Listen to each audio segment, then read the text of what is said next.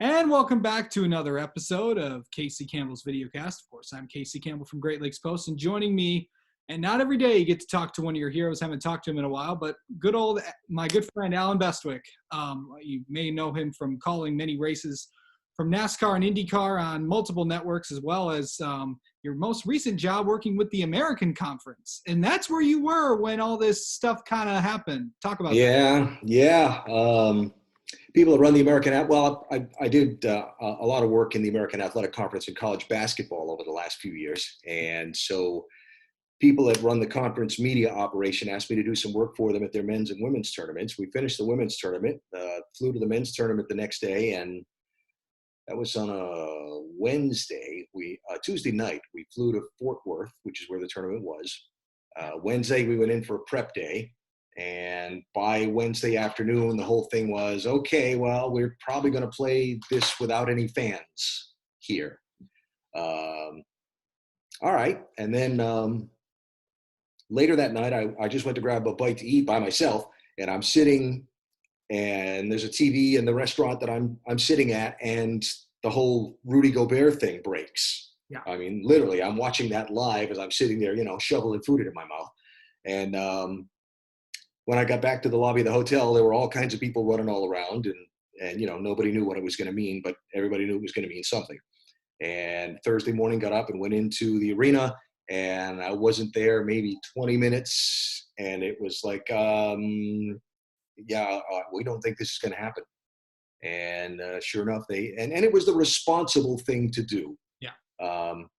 So by noon that Thursday, the commissioner was staging a press conference and explaining the whats and whys, and then it was on the phone to the airline to try and book a flight home and go back to the hotel and gather up all my stuff, and I've been here ever since. Yeah.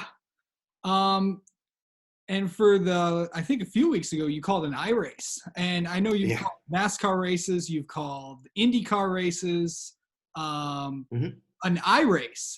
What was that experience like? It was different. Landon Castle called me up and said he was doing this thing and it would be fun, and did I want to jump in? And sure. And guys that do the e-racing bit regularly, I told the crew that I was jumping in with, just do your thing. You guys know what you're doing with this. I don't have any experience with it at all. And technically, I was woefully under-equipped. Yeah. So, I mean, basically, I was looking at a little laptop screen, and that's all I had. Yeah. Which is, these guys with these setups, with the 3 screens and all the, I could barely see what was going on, So I read about a lot of it afterwards, some of the things that happened, but I didn't see or hear much of any of it at the time. So it was fun. It's something to do, The guys that do that have a great thing going. The iRacing folks have been ahead of the curve on a lot of this for many years. Yeah. The Podium Esports people who actually did this event, good people working hard. And, it's been, the whole esports thing has been a great way for auto racing to stay in touch with its fans. Yeah. When a lot of other sports haven't had that going for them. Right. And, much credit to Fox and NBC for jumping on it and, giving it a go. And again, staying in touch with this audience that they're going to want tuning in when the racing resumes. It's been a good film. Now it's produced some headlines that, every good plan has some unintended consequences, but it's been a smart idea, and all credit to them for it. Yeah, it has been. Going back and, anytime we get to talk to you, people always are going to ask you about certain races that you've called. I want to go back to the last IndyCar race at Detroit in 2018. That was when the pace car crashed, if I remember. It was. It's something. I mean, you were there when the pace car got stolen. Do you remember? Yeah, well, that's at Talladega a long time ago, and I don't even remember what year that was. Probably mid 80s, maybe. Yeah. But yeah, they parked the pace car at the the head of the field, and the guy driving it got out, left the keys in it running. He just stepped away from the car for a minute, and this old guy who had probably been overserved jumped the little chain link fence out of the infield from the camping area and ran and got in the car and took off. And just another chapter in the strange but true tales. And he had himself quite a joyride, though I'm pretty sure he spent a little time in a small cell paying for that. I truly don't know anything about what happened to him after that.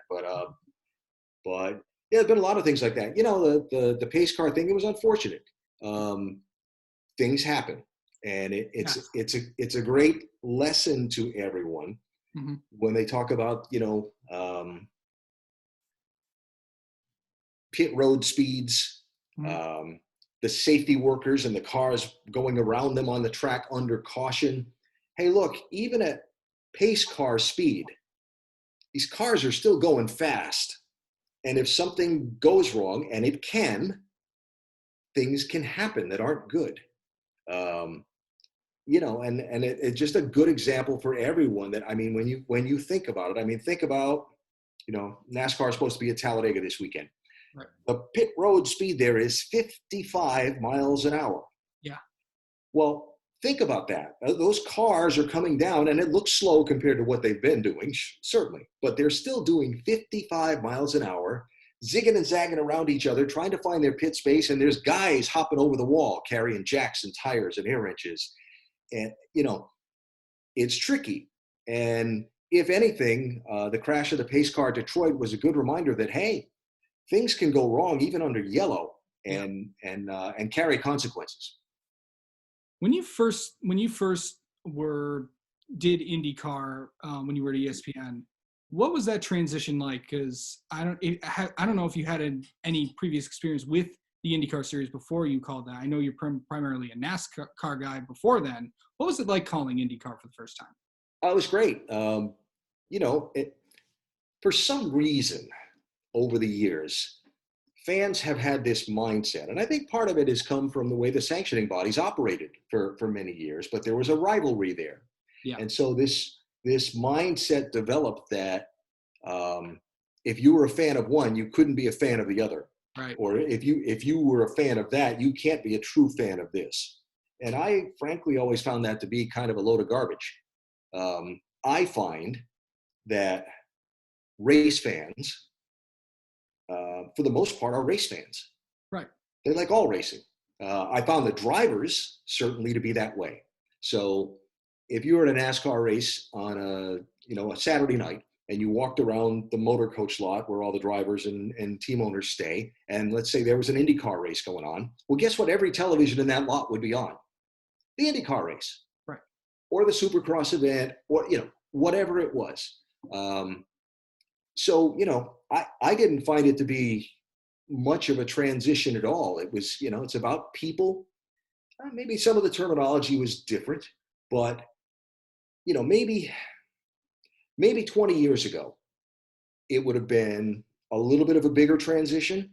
But NASCAR has become, and even at that time had become, such an engineering-driven exercise that the differences between the sport really came down to the shape of the car and the technology in the car. Yeah. Things like fuel strategy and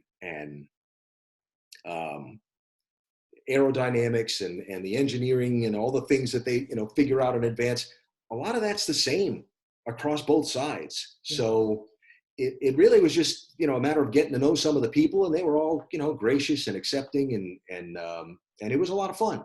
Yeah. Now that the NASCAR side you've called, I think you're one of the only people to call a Daytona 500 and an Indy 500. The differences between both those races, did it feel like the same of importance in both? Oh yeah, certainly.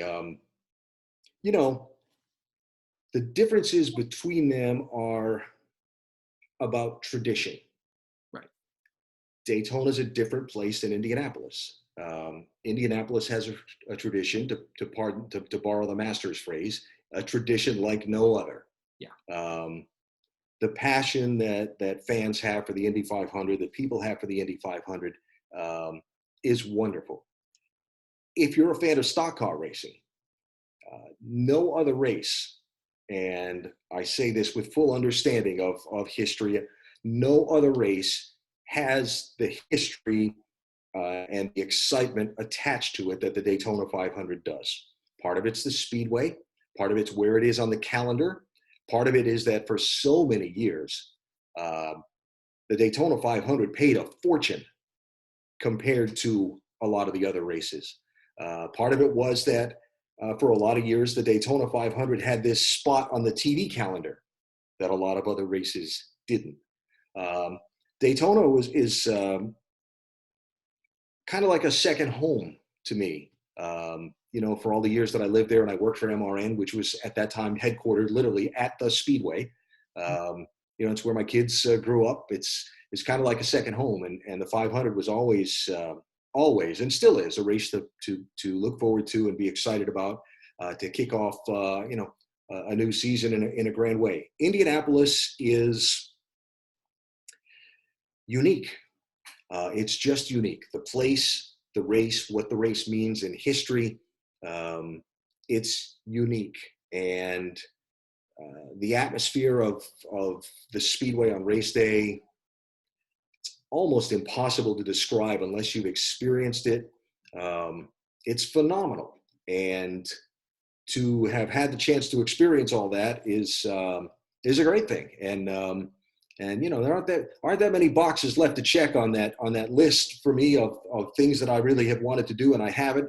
I could feel pretty certain that if I had never had the chance to do the Indy 500, that would be a big gaping hole. Yeah. Kind of looking back, and of course the question that I know NBC and I know Fox is running all the old races, and I know you were a part of a lot of those broadcasts. Going back to 2001 when Dale Jr. won the Pepsi 400, what was that like? That was, I think, I know you did previous races for NBC, but that was the first race under the new contract started in 2001. What was that like? Yeah, well, it was a big night. There's a lot involved, a lot of layers to that onion. First time with that crew taking that package on the air, obviously all of the emotions of being at Daytona for the first time after the crash in February. There was a lot to it, and it was a great race. I mean, it was a fun, exciting race. It's kind of one of those nights where everything just sort of came together and played out the way that it did. And it was great for the sport. It was great for the people involved. And it certainly was a fun and memorable night for all of us who had the privilege to be there. Yeah. And then and then you got to call the 2004 Daytona 500. Then, it's one of the races where you like, when I'm bored, I like, I just turn that on and just, watch it over again. What was that day like to see him win that? Well, it comes back to a lot of things. It's not just about Dale winning it, though that obviously was very big and everything that went into it, but just Daytona. This is the 500. Anytime you got a chance to call that race, it was a special day and a special thing. And you knew you were going to see a great race. You just knew. I mean, that was the history of it. And if you make a list of the 10 most memorable races you've seen, I'll bet 5 of them are Daytona 500s. Just the place produces that kind of competition. So to have that kind of competition, have that kind of outcome, have that kind of emotion, and to be the ones to get to bring it to the world, which is what we love to do the most. Don't know that there was anything left on the table there. It's all just fun. Yeah. And then I know you did some other stuff when NASCAR left the ESPN package when you were at ESPN. You got to call Michigan hockey game against Notre Dame in 2016. I brought this up to you when a few years ago when you were at Detroit.